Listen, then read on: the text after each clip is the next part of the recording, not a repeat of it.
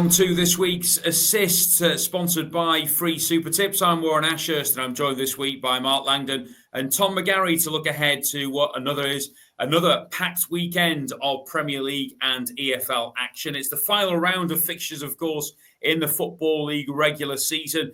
And the race for Europe in the Premier League is very much hotting up. We'll reflect and look ahead to that in big detail in a moment or so's time. But we can't let this week pass without talking about the Champions League semi-finals, which have taken place on Tuesday and Wednesday. Mark, we'll start with Arsenal because of the tough test that they've got ahead of them now after that defeat against PSG. What did you make of the performance at the Emirates? I thought it was a performance of two halves, almost. It was like 3/3, really, because I thought the first third of the game, Paris Saint-Germain were much better than Arsenal. The early goal, gave them confidence, rocked Arsenal. They looked really uncomfortable in that first sort of 20, 25 minutes, particularly. Grew into the game. By the start of the second half, they were sort of gaining territory on Paris Saint-Germain. A lot of kind of longer balls. They were going direct and sort of, using their physicality to get sort of over the top of Paris. They were struggling to play through them. And I felt like at that moment, they looked the more likely to go and get an equaliser rather than Paris get the second goal. Donnarumma made two, really top saves as well to keep it at 1-0. There was the Marino offside goal that was marginal, and set pieces, Arsenal did look a threat. And then last 15 minutes, PSG, could have scored that second goal. Barcola shot wide, and then Ramos hit the bar. So I think PSG just about deserved to take that one goal advantage. And when we're looking at kind of what that means, like I can see Arsenal scoring in the French capital. Aston Villa did that. Liverpool did that. I just don't see Arsenal keeping a clean sheet either against that sort of really slick PSG front three and the midfield that they've got. So a tall order now for Arsenal. I think they needed to make the most of home advantage. I'd be surprised if they qualify for the final now. You in agreement, Tom? Do you think it's too big a hill for them to climb now? Yeah, I mean, they're still in it. It's only a 1-goal deficit and we're at half-time in the tie, effectively. So they can still believe. They've still got the quality Arsenal. They showed that against Real Madrid over 2 legs in the quarterfinals. But this PSG team, for me, just feels like it's getting better and better. They're almost knocked out of the competition, weren't they, in the league phase? But since then, I mean, we're impressive against Liverpool, impressive in part against Aston Villa, although Villa almost managed to get themselves back into that tie. And I thought they were really good, but that's a team for me on Tuesday night. So it's going to be very difficult for Arsenal. I kind of agree with Mark. I think they can get on the score sheet, but stopping PSG, a PSG side in full flow from netting will be really difficult. So yeah, maybe a draw on the night next week, but of course that would be enough to take PSG through. What a game on Wednesday night, Mark. 3-3 between Barcelona and Inter Milan. I mean, we've said before about Inter probably going under the radar and how well they defend normally, but nobody could have predicted they'd go to Barcelona and score 3 goals. No, I didn't fancy them for 3 goals. And the first 2 goals were brilliant goals, weren't they? The Marcus Thuram's backheel flick, and then the finish from Dumfries was, just remarkable, really, to go 2-0 up so soon. But Barcelona after that were just sensational. I'm sure I'll let Tom talk about Lamine Yamal, and he's brilliant. But all of their play was, you just watching it, thinking it felt Pete Guardiola kind of Barcelona, didn't it? Again, sort of really enjoyed watching them. And then on the way into work this morning, I had to remind myself that Barcelona didn't win because they I was so pleased with how they played. And I was like, hold on, it finished 3-3, and they were, Mkhitaryan sort of toenail away from, winning the game into. So all to play. I don't want to go in cliche territory, but all to play for in the second leg. I still I think the way that Barcelona play, that progressiveness will be enough to get them through, and that just the way that they dominate matches. But set pieces, Inter did it against Bayern, they did it against Barcelona. But Lautaro Martinez, I think he came off injured, didn't he? If he doesn't play that second leg, I just think that there's sort of star quality maybe lacking in the Inter ranks. And maybe it's just me, but I just desperate for a Barca PSG final. I mean, that would be just spectacular. I think if those two got together. Probably across the face of the competition, it would probably be the deserved final in terms of the two teams. Tom, we mentioned there, or Mark briefly touched upon Lamine Yamal. I mean, he is some talent, and also got to mention Rafinha as well, who I thought at stages was outstanding last night. They could just, even though it's at the San Siro, just have the edge, Barca, because of their attacking threat, maybe. Yeah, absolutely. They're always good for a couple of goals, really, aren't they? Wherever they play, and Lamine Yamal, the goal he scored to get it back to 2-1, and then the effort he had a few minutes after that Jan Sommer managed to somehow push onto the top of the crossbar. An absolutely generational talent, really, isn't he? I mean, the stats, he's at his age, his tender age, he's ahead of where Messi was, he's ahead of where Cristiano Ronaldo was. So not bigging him up too much, although I am. I mean, the world is really his oyster, isn't it? And yeah, it was, I mean, the goals. I mean, 4 of those goals, I mean, the first 2 for Inter Milan, Yamal strike, and even Rafinha's, even the fact that it came off the crossbar, hit Jan Sommer and goes down as an own goal, that was still a phenomenal strike. And then the one he had after that as well. So, I mean, yeah, it was just a game of just utter world-class quality that was befitting of this late stage of the Champions League. Yep, and we would hope that the second legs are of a similar fashion as well. We'll turn our attentions now, as promised, to the weekend, and we'll start off as ever with the big match in the Premier League. And this week's big match comes at 4:30 on Sunday. It is Chelsea against Liverpool at Stamford Bridge. And as far as the prices are concerned, Chelsea 11-10 to claim the victory, Liverpool 21-10, and it's 27-10 the draw. Chelsea unbeaten in 4 league games now, Mark, and arguably you could say it's probably a good time for them to play Liverpool off the back of the title being sealed. Yeah, I mean, on the face of it, you think, well, Chelsea have got a Thursday game, and Liverpool have had a free week, but I mean, I'm sure Liverpool have probably worked harder in their week, sort of in nightclubs and bars of Merseyside, than what Chelsea will have to do in the Europa Conference League on Thursday night in Sweden. Always, when a team wins a title, there's nearly always a drop off. So the motivation's there for Chelsea. I know you've mentioned there that they're in decent form. It doesn't feel like it to me though. No. When I'm watching them play, they don't. I'm not sort of looking at a side that I think, really fancy them to finish in the top 5.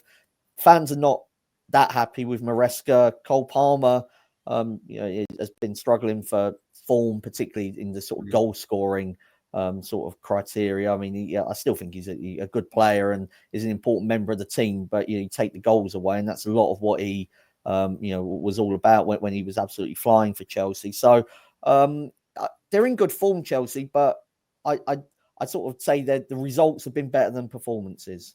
Yeah, I'd agree with that. I was quite surprised, Tom, when I looked at the stats that you've got to go back to 2018 for the last time that Chelsea beat Liverpool at Stamford Bridge in the league. But as we've already alluded to there, it might well be the best time to face Liverpool, and it might be a good time to end that run. Yeah, I think we'll probably know within the first 10, 15 minutes or so on Sunday exactly how Liverpool are approaching this game. As Mark mentioned, I'm sure they've enjoyed their week, celebrated finally sealing the title, although we all knew it was only a matter of time before they did do that. And yeah, it'll be interesting to see how Arne Slot approaches it. I mean, Liverpool are out of all the other cup competitions, so he doesn't particularly need to rotate. I still think it'll be a strong lineup. And yeah, Chelsea papering over the cracks slightly, as you guys have suggested, in terms of their recent results. I mean, they edged past Everton, needed 2 late goals to beat Fulham, and in recent home games, they've lost to Legia Warsaw in the Conference League and only drew at home with Ipswich. So a decent on paper Chelsea, particularly at home, but I don't think that does tell the whole story. And yeah, maybe Liverpool, if they're 70, 80% at their best, I still think they might be capable of getting something. They've got the best away record in the Premier League, and they've won their previous 3 against Chelsea and unbeaten in 10 against the Blues. So they've certainly got a bit of a hoodoo over them at the moment. In terms of what we've discussed already, Mark, and with Liverpool having won the title and Chelsea, hard to call really at the moment. How do you play this then if you're having a bet on the game? I mean, is it one of those where, as Tom's sort of suggested, you maybe sort of see the first 5 or 10 minutes and play a little bit? I tend to avoid these type of games, has to be said, because you're betting you're betting on unknowns, really, like with Liverpool, particularly at this stage. Will Slot keep the same 11, or will, an RV Elliott that, has been training well and, probably hasn't as many minutes as he would like. Is this an opportunity to sort of give some of those players sort of minutes to kind of feel like they're more part of the squad? That's hard to know. How much they've been celebrating? Can they refocus? Do they care? I actually think that a sort of big game away at Chelsea will focus the minds more than if they were, say, a mid-table team away from home, because it's still Chelsea. There's bad blood. I think for particularly between the supporters, they had those classic games, not to watch, but in terms of tension in the Champions League, wasn't it? Benitez and Mourinho butted heads so many times. So I'm sure that Liverpool will be up for it from that point of view. But in terms of the bet, I've just gone for in terms of a tip here, gone for the draw. I've no doubt that there will be some ease off from Liverpool. It's just sort of nature, really, to not be as focused. But Chelsea 1-0 against Everton, 1-0 against Tottenham, 1-0 against Leicester. They're just involved in so many tight games, and even when they've won, it's been late on, at Fulham, as Tom mentioned earlier on. So, I can't sort of back them with any confidence. So that a draw is where I'm heading. And Chelsea have got a really difficult run in. We haven't mentioned that, but in this top 5 battle, Liverpool, Newcastle and Forest among their final fixtures, that's not easy. No, definitely isn't. What about you, Tom? What's your suggested bet for this game? Yeah, I tend to agree. I think this will be quite a tight, potentially a low scoring game as well. It's one of those maybe that you're watching on your Sunday afternoon, you find yourself dozing off on the sofa as the first half goes by. Hopefully that's not the case from a neutral point of view. So it could easily be a draw, but I've decided to lean slightly towards Liverpool in the draw no bet market. Their odds against, which I think it gives them a little bit of decent value for me. Their record, as we've mentioned, against Chelsea over recent times is really good. And I just think, a 75-80% Liverpool focused team is still probably better than Chelsea's. And not mention Chelsea's tough running that's coming up. It could be a bit of a difficult end of the season all round domestically for Enzo Maresca's team. Okay, well, just a reminder that the big match, Chelsea against Liverpool, is a 4:30 kickoff on Sunday. We'll turn our attentions now to the rest of the Premier League fixtures over the weekend. Just to remind you that we are recording this prior to Thursday night's game, that game in hand for Nottingham Forest in their battle for Europe as they take on Brentford. So we'll start off with Friday's fixture at 8 o'clock at the Etihad Stadium as Manchester City play host to Wolves. City are as short as 3-1 on to win this game. It's 15-2 Wolves, and the draw is 17-4. Tom, we keep saying this week in, week out now that City seem to be getting some rhythm. They got that FA Cup victory, of course, against Forest last week. News this week that Rodri's back in full training as well. Is everything rosy again in the Etihad Garden?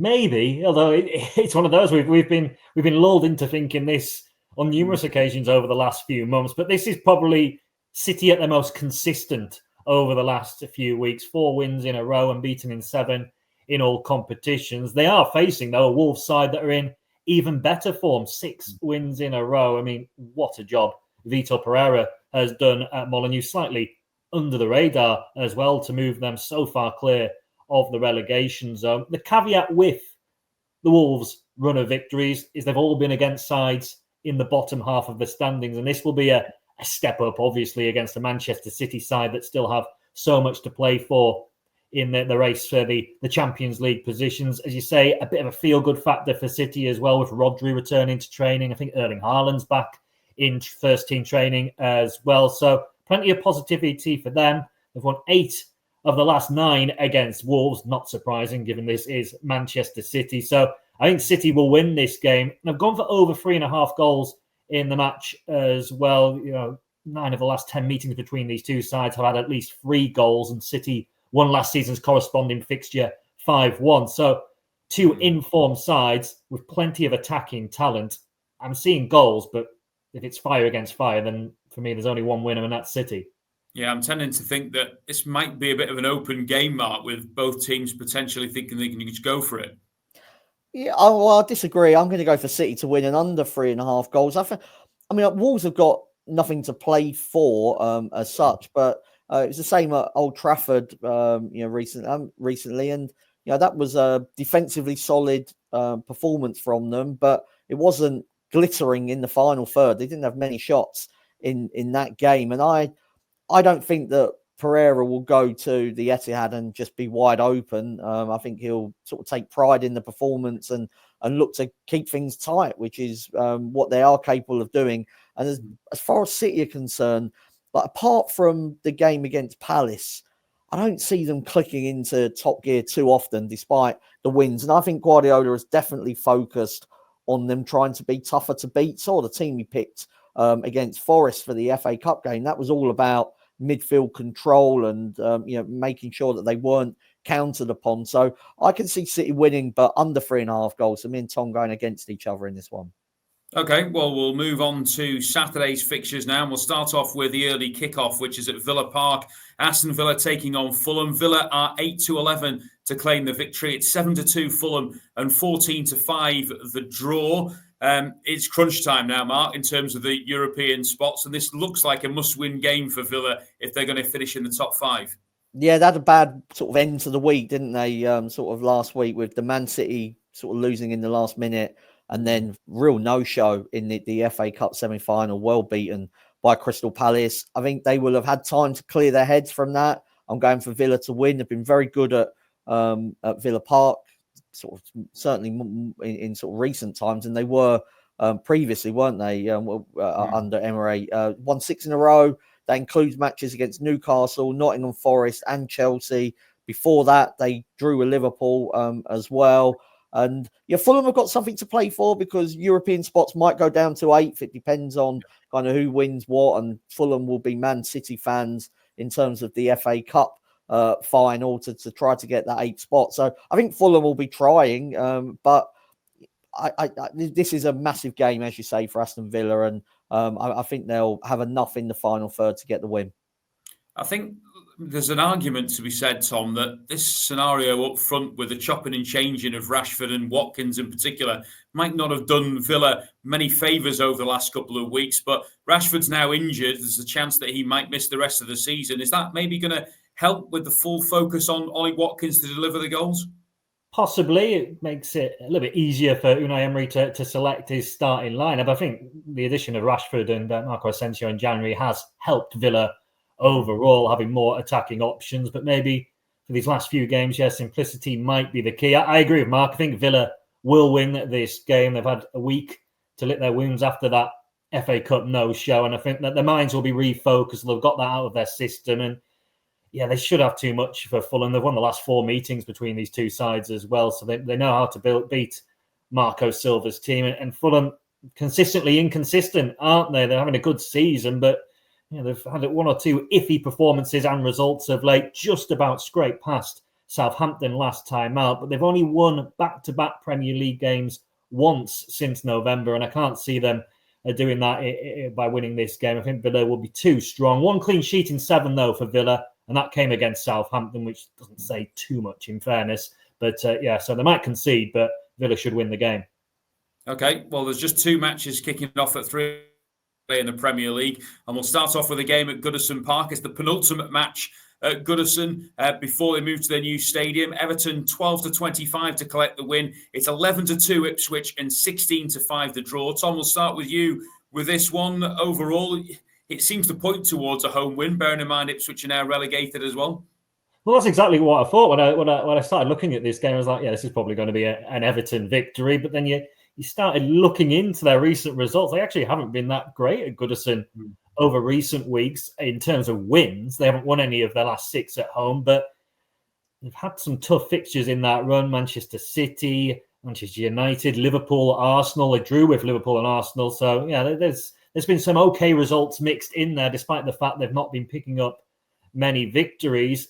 Ipswich, on paper, Everton should win this game. But I'm actually looking at both teams to score for this one, which is around about evens. I think, Ipswich have been better away from home than they have at home this season. They've obviously got scoring quality, particularly Liam Delap, who I was reading earlier on, has actually been linked with Everton as well as everyone else in the Premier League, it would seem, ahead of a summer move. So I could see Ipswich getting on the score sheet in this game. They won at Bournemouth at the start of April, and they got that draw I mentioned earlier on away at Chelsea. So they're capable of performing on the road. But yeah, maybe a score draw, something like that. But I'm looking at both teams to score.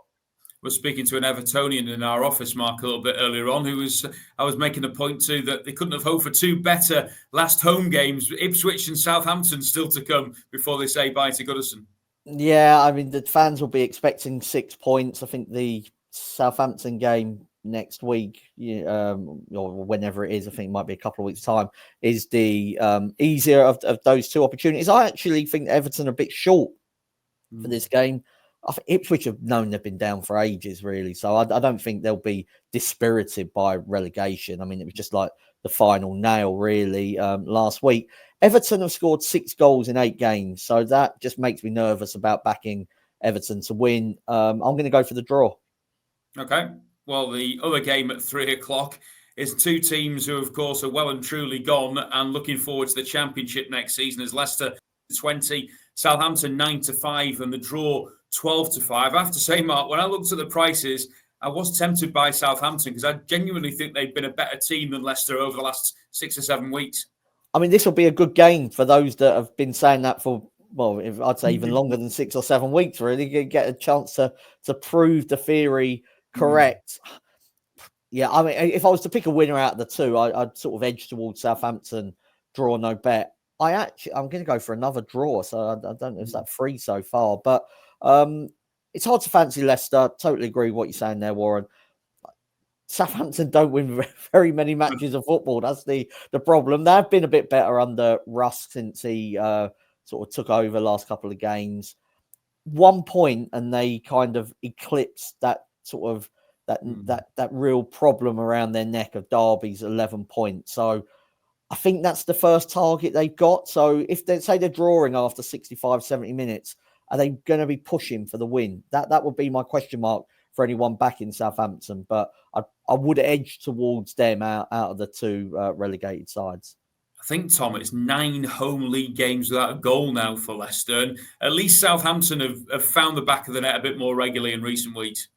Yeah, they have. And I'm one of those. I've been beating the drum for a good few weeks now that Southampton are better than Leicester, even if the points totals over the course of the season say different. And yeah, Mark mentioned the bet. Southampton draw, no bet for me is the way to go. It's odds against. And yeah, Southampton drew with West Ham recently, and lucky really to lose to Fulham last time out. And the only away victory this season was against the other side that have been relegated, Ipswich. So maybe they can do some kind of weird double, if you like, and win at the King Power as well. They've scored in 7 of their last 8 away games, which, if they score in this one, you mentioned 9 home games without scoring for Leicester, 1 might be enough for Southampton. This could end up being a weird game that ends up finishing 4-3 or something like that. I mean, it's two sides that have had dreadful seasons, might just, let loose a little bit. But yeah, for me, Southampton, just about, they certainly offer a bit of value.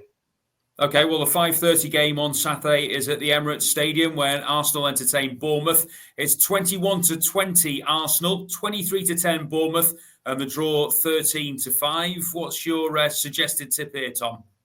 Yeah, Mark's picking out draws for his tips. I seem to be going down the draw no bet market quite often for this week's action. I've gone Bournemouth draw no bet for this one. They won the reverse fixture, and maybe they could do the double over Arsenal. I mean, against that is the fact they've never won away to Arsenal in their history in any competition, whether at the Emirates or at Highbury. But this has got to be one of the most perfect times to be facing Arsenal, right in the middle of that Champions League semi-final tie with PSG. Surely Mikel Arteta is going to rest 1 or 2 of his big hitters, rotate his starting lineup with one eye on that trip to the Parc des Princes next Wednesday. And Bournemouth, like we mentioned with Fulham earlier on, still have something to play for. The potential 8th might get them into Europe for the first time in their history. And yeah, I think they're capable of getting a result from this game. I mean, Arsenal, just to further underline, they're 5 points clear of Newcastle in 3rd. They're well clear in the race to get into the Champions League next season. I don't think they're going to get dragged into that. So they can afford, if you like, to take their eye off the ball slightly and focus on the PSG game. And Bournemouth capable of capitalising. I mean, I can understand totally what Tom's saying there. And I do think, obviously, they'll have more than one eye on PSG, Mark. But just to me, I'm quite surprised that Arsenal are odds against at home. Yeah, I think it's an interesting price, isn't it? Because it depends how many changes Arteta makes. I think most fans would say rest everyone, but most managers don't tend to do that, and I'm not sure that they see it that way. I think sometimes they like continuity, and the players actually need topping up. And you can go if you go too long without playing, then you're out of fitness almost. So. What I would say is that Arsenal didn't beat Brentford in a similar situation that they had a couple of weeks ago in between the Real Madrid matches. I'm going to go for Mourinho to score first at 9-1. So, look, if he doesn't play and or if he's on the bench and there's a goal before he comes on, then you get your money back. But if he starts up front, you got 9-1 about the Arsenal striker. He's got 7 goals in his last 14 games. Nearly scored from midfield against PSG in midweek. And I was just wondering whether Arteta might use him up front just to get him back in the rhythm of playing as the centre forward, because he went back to midfield because of Partey's suspension in midweek. I expect him to play up front against Paris Saint-Germain because Partey will be back for that game, and he might just get a run out in that position here. And like I say, if he doesn't, you're more than likely going to get your money back anyway. Well, there are 3 more games to look forward to on Sunday in the Premier League. We've already, of course, touched upon the 4:30 match. These 3 games are all at 2 o'clock, and we'll start off with a game between Brentford and Manchester United. Brentford 3-5 to claim the victory here. It's 4-1 Manchester United and 31-10 the draw. And I think probably the whole scenario with United being in the Europa League and their recent run of form, Mark, suggests why they're as big as 4-1 to win this game. Yeah, look, I think it's too big. I would suggest backing Manchester United at 4-1. We know they'll make changes. We know that the Europa League is more important. We know they've been rubbish all season, but 4-1 to win at Brentford. Like if you look at we've got a similar game on Sunday as well between West Ham and Tottenham, and it's something like West Ham 6-5, 2-1 Tottenham. And then we go to Brentford against Man United, and was it 3-5 and 4-1? I mean, Brentford are playing on Thursday as well. Let's not forget. Yeah. Look, there's a lot of reasons to not want to back Manchester United, but at 4-1, I think it's at least a price worthy of interest. I would not be advising anyone to back Brentford. I think it's absolutely fine to go no bet in this game. You can't quite work it out, but I'd just say don't back Brentford. Yeah, it's tricky at this stage of the season, Tom, when teams have got European semi-finals, of course, and they're trying to fit in midweek games as well, like Brentford are on Thursday. But it does seem like a massive price.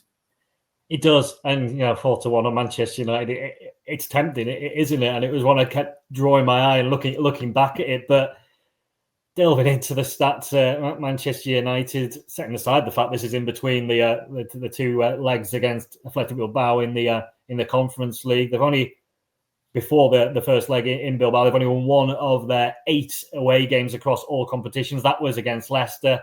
2 points from their last 5 in the Premier League, home or away. They're a side that are out of form domestically. They're not even thinking really about the Premier League, are they? I don't think they're really interested in the race to not finish 17th, if you like. It's all eggs in the Europa League basket. So, even at 4-1, I've stayed clear of that. I've gone for over 2.5 goals in the match and both teams to score. I mean, United have been involved in some high-scoring games, particularly the 2 legs against Lyon in the Europa League quarter-final. And for Brentford, still just about in that European race, particularly if they can beat Nottingham Forest on Thursday evening. But the firepower they have, Brian Mbeumo, Johan Visser, both scoring at regular intervals throughout the season. So I think they'll score. I think Manchester United score. Could be an entertaining game, but because of the prices and Manchester United's poor form, I couldn't really go for a winner either way. Okay, we'll move on to the next game, which is at the Amex Stadium as Brighton take on Newcastle, also at 2 o'clock. Brighton are 9-5 to collect the victory. It's 13-10 Newcastle and 13-5 the draw.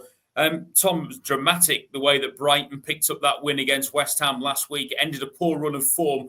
Not sure how much we can take from that victory. Yeah, it's difficult. They just about got out of jail and have managed to hang on in there in the race for 8th. haven't they? But yeah, the form before that was patchy to say the least. The good news for them is they seem to enjoy facing Newcastle this season. They've won both previous meetings, one in the league at St James's Park and one back in the Northeast in the FA Cup, which was a really entertaining game that did go to extra time. I think it's got all the ingredients to be an open contest with plenty of goals. I'm going for over 3.5 in the game. That has been a winning bet in each of Brighton's last 3 games and in 3 of Newcastle's last 4. And if you look at Newcastle's last 5 fixtures, that they've all been pretty high scoring. They've beaten Leicester 3-0, beaten Manchester United 4-1, thrashed Crystal Palace 5-0, then lost 4-1. They're only defeating that run in their last away game at Aston Villa before winning 3-0 against Ipswich last weekend. So they're scoring goals. The away game at Villa suggests they're conceding goals. We know Brighton are an entertaining and enterprising side. So yeah, this is possibly from a neutral point of view, the game to watch of the weekend for me. Would you be a bit concerned, Mark, by that heavy defeat at Villa last time out for Newcastle on the road? Not too much. No, I think that it was been a busy time, wasn't it? Was it the third game in 6 days or third in 7 days? Something like that. And they kept on playing the same team. Eddie Howe wasn't there. I think that will have an impact eventually. So I wouldn't be overly concerned by that. I always feel that Newcastle are one of them teams that make the most of home advantage. Maybe not against Brighton this season, but generally speaking, you're more fearful of playing them at St James's than what you are when they're on their travels. I think this is a close game, as the betting suggests. Just edge towards Brighton, draw, no bet. If you have a look at sort of what they've done at home against the bigger teams, beat Man City, they've beaten Chelsea twice. They drew with Arsenal at the Amex. I think Brighton's biggest problem is when they come up against teams with a low block, but Newcastle don't tend to play like that. So I agree with Tom. I think it'll be an open game, and I just felt at sort of 11-10, Brighton draw, no bet was the preference. Okay, the third and final 2:00 game on Sunday is at the London Stadium as West Ham take on Tottenham. The Hammers 6-5, Tottenham 2-1, and the draw 13-5. How do you see this one, Mark? Bearing in mind, obviously, as you say, we're speaking before Tottenham's Europa League semi-final first leg. Yes, I mean, here I'm going for West Ham to win. I sort of referenced Man United 4-1 at Brentford. If that's the right price, I can't see really why Tottenham are 2-1 only to win. West Ham going to make wholesale changes. They've got a long trip to the Arctic Circle on Thursday to play the second leg against Bodo Glimt. Like, if Van der Ven and Romero don't play as they didn't at Liverpool, we saw the end outcome. Spurs seemed happy enough to lose 5-1. This is a team that conceded 4 at Wolves recently. Shambolic defensively, lost 19 Premier League games. I've been critical of West Ham in recent weeks and sort of Graham Potter not moving them on as much as what I sort of thought he would. But they did play okay at Brighton and definitely deserve something out of the game. And, on another day might even have won it. Fully motivated to beat their kind of London rivals. Yeah, West Ham to win. Tom, what do you think of this one?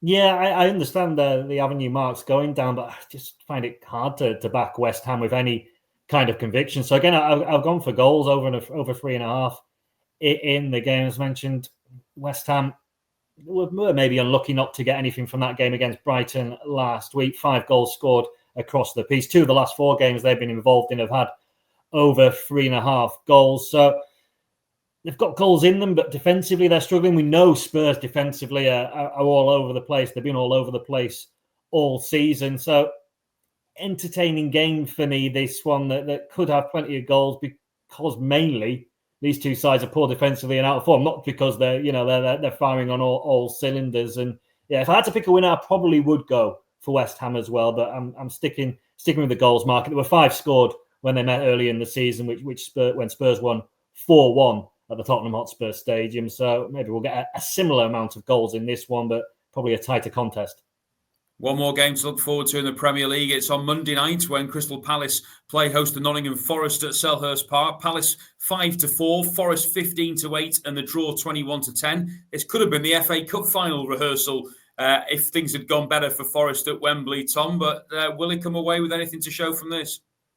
A point is what I'm going for. I think it'll finish all square between these two sides. Forest, of course, playing against Brentford on Thursday night. But just for me, they might prove me wrong by winning against Brentford, but they just feel like they're running out of steam a little bit. It's been 3 defeats in their last 4 games across all competitions. They were really poor in the first half, froze a little bit really in that FA Cup semi-final against Manchester City. Did improve a lot in the second period and showed plenty of character on another day. Had one of those efforts gone in that hit the woodwork in the second half, they might have got themselves right back into the game. But yeah, just stuttering over the line, it would seem. Up against a Palace side who themselves will have one eye on the cup final, have drawn the last 2 games in the Premier League, Palace. And the draw has been a regular occurrence when these two sides have met of late. 5 of the last 7 have finished all square. The only 2 exceptions in that were both 1-0 victories for Forest, but both of those came at the City ground. So very hard to separate at Selhurst Park. When I look at this fixture, it just screams to me 1-1. But yeah, I'm going for the draw. Are you as concerned, Mark, about Forest as Tom is? Maybe not quite so much. I mean, they've got some favourable fixtures coming up, offers them the opportunity to get into those Champions League places. I feel like there's less pressure on them than some of the other teams going for that top 5. Second half performance against City will have, I think, left them sort of probably leaving with regrets at Wembley because of what had happened in the first half, as Tom said, just didn't really turn up. They did have some injuries defensively that ended up with kind of, maybe in the fullback positions, not first choice, I think it's fair to say, in those areas. A lot will depend on what happens on Thursday, so it is a hard one to preview this. I'm going to go for both teams to score. Nottingham Forest have only kept 1 away league clean sheet in 2025, which surprised me, given that this is a team that's sort of notorious for its defending. But I do like them on the attack, and I think Nuno made a mistake not playing Elanga against City. He's a big threat. Gibbs White is absolute class. And Palace are playing with this freedom at the moment, and their front three are causing a lot of teams problems. So Palace v Forest doesn't scream classic, but I think it might be a decent watch, this one. Yeah, well, that is the Premier League complete then for this weekend. Up next is the EFL. Do you want football free bets? All the best offers from your favourite bookmakers can be found in one place. Check out racingpost.com/free-bets to find out more. Racing Post, stay ahead of the field. Well, this week's EFL match in focus is in the Championship, and it's a big game at Turf Moor at 12:30 on Saturday. Burnley against Millwall. Burnley, of course, fighting for the title with Leeds United. Millwall trying to sneak into the playoff places. Burnley 8-13 to claim the win. It's 19-4 the Lions and 27-10 the draw. Big game for both teams here. Tom, how do you see this one going? Yeah, it is a huge game. I'm going for what the result, if you like, that seems to come every week when Burnley are involved. They're going for Burnley to win to nil. It's odds against, so it offers decent value. I mean, Burnley showed with that 5-0 victory against Queen's Park Rangers last weekend that they're still focused. They want the title, and with Leeds going away to Plymouth on the final day, not guaranteed to get a result. Burnley will hope that they can do enough by winning this game to clinch the title on the final day. They're also going for the EFL record for clean sheets in a season. They're currently level with Port Vale from the 1950s in the third tier. Both got 30 clean sheets for the campaign. So they'll want 31, James Trafford in the Burnley goal in particular. And although Millwall are pushing to get in the playoffs, and they've been in really good form, winning 5 of their last 6, they've actually lost 3 of their previous 4 away. They're not great travellers, failing to score in 2 of those games. So I think they'll fall short in this match and in their pursuit of the playoffs. For Burnley, they might need this 1-0, 2-0, and that could be enough, depending on the result at home park, to hand them the title. Tom, come on.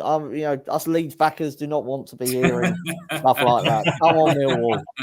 Well, just to confirm, Leeds Burnley do need to better what Leeds do, don't they, to win the title, Mark? And as much as Plymouth are desperate for, I think Leeds are obviously desperate to get another title to their name. Yeah, I mean, Plymouth are virtually down. I mean, mathematically, they've still got a chance, but the goal difference is, absurd. So, yeah, come on, Leeds, get the job done. Should say as well, by the way, Millwall level on points with Coventry, but the Sky Blues do have a 4-goal better goal difference which gives them a strong position going in to the weekend. Time now, as it is, the EFL final games of the regular season to get Tom's 3 EFL selections. And where are we starting off first, Tom? Yeah, we're starting with Coventry to beat Middlesbrough, another of the playoff contenders on home soil. That should be enough to get Coventry into the top 6. As you say, they're level on points with Millwall, but there need to be a series of events that includes probably Millwall winning 5-0 at Burnley, which I don't think is going to happen. So if Coventry win their game, they should be in the playoffs. And although they've lost their last 2, both of those defeats were on the road, and their home record remains strong. They've won 6 of their last 7 at the CBS Arena. The only defeat was to Burnley during that time, so you can probably set aside that. They're also unbeaten in their last 7 meetings with Middlesbrough, whose own playoff push for me, it's faded badly over recent weeks. 1 win in 5. They've only won twice on the road since New Year's Day. So for me, the momentum is still with Coventry, and I think they'll win this and end up in the top 6. Okay, so Coventry's pick number 1. Who's selection number 2? Yeah, sticking with the Championship, and I'm going with Luton to win on the road at West Brom, which would be enough to keep Luton in the league. They've won 3 on the bounce, the Hatters. They've left it really late, but they've finally clicked into gear, and they should have enough to win this match and confirm their safety. They've actually been pretty good for a while, Luton, consistent. They've only lost 1 of their last 9, and they've taken 10 points from the last 4 away fixtures. So I think they'll beat West Brom. West Brom, nothing to play for. They've sacked Tony Mowbray. 1 win in 9 has seen them fall completely away from the playoff picture. So Luton, the value pick there. So Coventry and Luton in the Championship. Are we sticking with the second tier, Tom, or are we dropping into Leagues 1 or 2? Dropping into League 1, where the final playoff place is the only thing really up for grabs meaningfully in the 3rd tier on Saturday. But I'm going to back Reading, who are just outside the top 6 behind Leyton Orient on goal difference, to beat Barnsley on home soil. They've won their last 2, Reading beating Mansfield 5-1 and Bristol Rovers 2-0. And they're taking on a Barnsley side that are completely on the beach, if you like. They've won just 1 of their last 11 games. They lost at home to bottom of the table, long since relegated Shrewsbury last time out. Conor Hourihane, who's the new man in charge at Barnsley, or relatively new man in charge, struggling to get a tune out of his side. And yeah, for me, Reading with incentive can win this game. Might not be enough, though, for them with Leyton Orient playing at Huddersfield. Okay, just to confirm that Tom's 3 EFL selections are Coventry, Luton and Reading. And up next, it's Mark's Bet Builder. And Mark, I think we are going to Villa Park for the clash between Villa and Fulham. Yeah, I wanted to pick a game where there was sort of a lot riding on it, because there's a lot of kind of dead rubbers really in the Premier League this weekend. So I'm going for Aston Villa to beat Fulham. The midweek breather will have done them good. Been on the go, Villa, FA Cup semi-finals, Champions League quarterfinals, and maybe that trip to Wembley was just 1 game too far for them. Weak to clear their heads. Very good at home, so hopefully they can beat Fulham. Goals are almost guaranteed in Aston Villa games at the moment. Over 2.5 has landed in 14 of their last 16 games. So hopefully that can become 15 of 17. And one of the inspirations behind their attacking threat is Morgan Rogers. Had I think, a sensational season. I absolutely love watching him play, particularly when it's through the middle, but can go out wide as well. I'm going for him to have over 1.5 shots on target in the game. He's had 5 shots on target in his last 2 home matches, and that bet builder will pay double figures, around about 11-1. Okay, well, the prop shop Mark brings us each week as well is from a different Premier League game this week. I think we're looking at Man City Wolves here, Mark.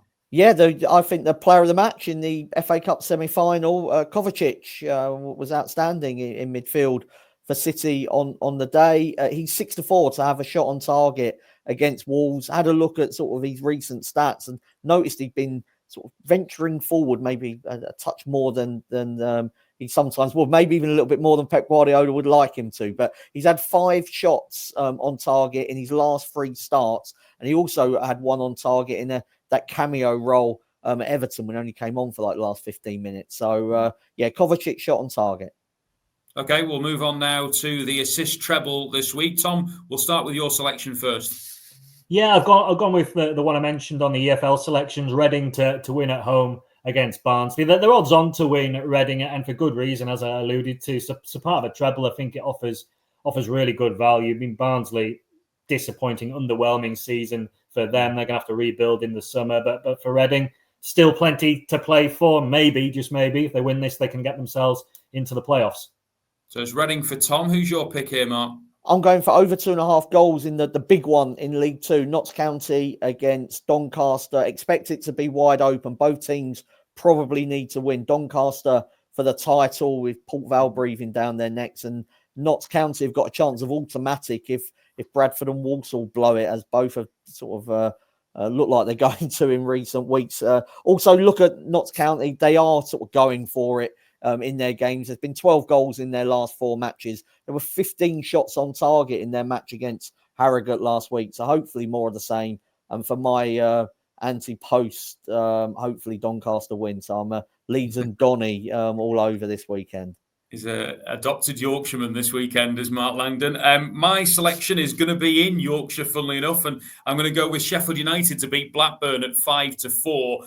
Now, the Blades, of course, have already sealed their place in the playoffs, but I do feel that they'll want to get some momentum going in to the playoffs. And I was just wondering last week how they might feel having lost out on those automatic promotion spots. And they were really impressive in the win at Stoke. And I do think that they'll carry that on against Blackburn, who have improved in fairness and have won their last 2 on the road. But you look at the bigger picture, 24 points separate these two sides. Sheffield United won the last 5 meetings against Blackburn at Bramall Lane, and they won 2-0 at Ewood Park in November. And I just think at 5-4 at home, on home soil, Chris Wilder's men can pick up the victory. So we're going with Reading over 2.5 goals, and Notts County, Doncaster and Sheffield United as the assist treble. And we'll conclude this week's show with the naps of Mark and Tom. And Mark, we'll start with your nap first. Yeah, West Ham to beat Tottenham. Motivation, no issue for the Hammers. Yeah, they absolutely hate Tottenham, so they want to A, beat them, B, finish above them for this season. Tottenham terrible away from home, lost 8 of the last 10. They've got the trip to the Arctic Circle on Thursday for that clash with Bodo Glimt in the Europa League. And I thought they'd be sort of bigger outsiders at the London Stadium. Okay, so Mark's going with West Ham. Tom, who's your nap? Yeah, we're right at the end of the season, and I think this will be a first for the campaign, but I'm leaning to Southampton, draw no bet against Leicester.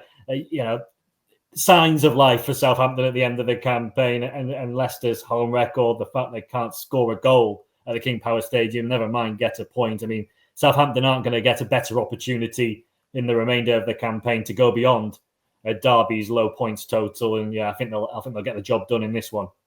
It could be a weekend to remember for Southampton fans. It's been a while since we've said that. Anyway, thanks very much to Mark and Tom for all their efforts this week. Don't forget, of course, to like, subscribe and comment to the Racing Post YouTube channel. Let us know your thoughts on the weekend ahead and what's to come still in terms of the domestic football. And if you like your golf, of course, don't forget to join Steve Palmer and Dave Clark every Tuesday with the Sweet Spot. In the meantime, enjoy your football this weekend, and please remember to gamble responsibly.